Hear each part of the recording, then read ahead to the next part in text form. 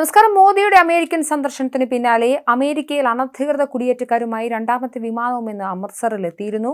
119 പേരടങ്ങുന്ന ആളുകളുമായി US സൈനിക വിമാനത്തിലാണ് ഇക്കുറിയും കുടിയേറ്റക്കാരെ എത്തിച്ചത്.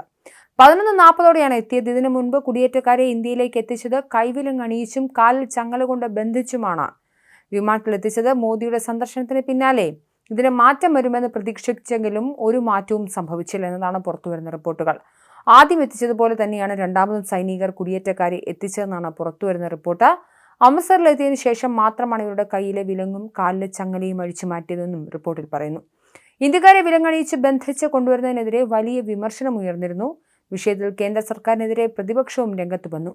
പ്രധാനമന്ത്രി നരേന്ദ്രമോദിയുടെ അമേരിക്കൻ സന്ദർശന സമയത്താണ് ഇന്ത്യക്കാരുമായുള്ള വിമാനം അവിടെ നിന്ന് പുറപ്പെട്ടത്.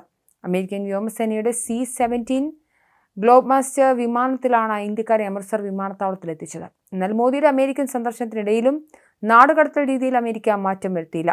അനധികൃതമായി അമേരിക്കയിലെത്തി ഇന്ത്യക്കാരെ സ്വീകരിക്കാൻ തയ്യാറാണെന്ന് ട്രംപുമായുള്ള കൂടിക്കാഴ്ചയ്ക്കിടെ മോദി വ്യക്തമാക്കിയിരുന്നു.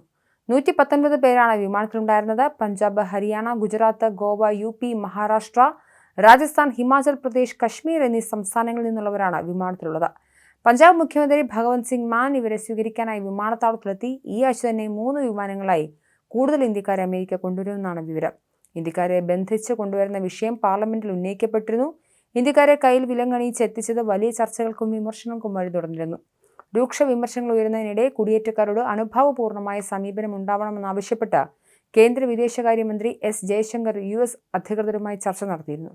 വിഷയത്തിൽ ഇന്ത്യക്കാരെ മോശക്കാരാക്കി കൊണ്ടുവരാതിരിക്കാൻ സർക്കാർ ശ്രമിക്കുമെന്നും ജയശങ്കർ പറഞ്ഞു.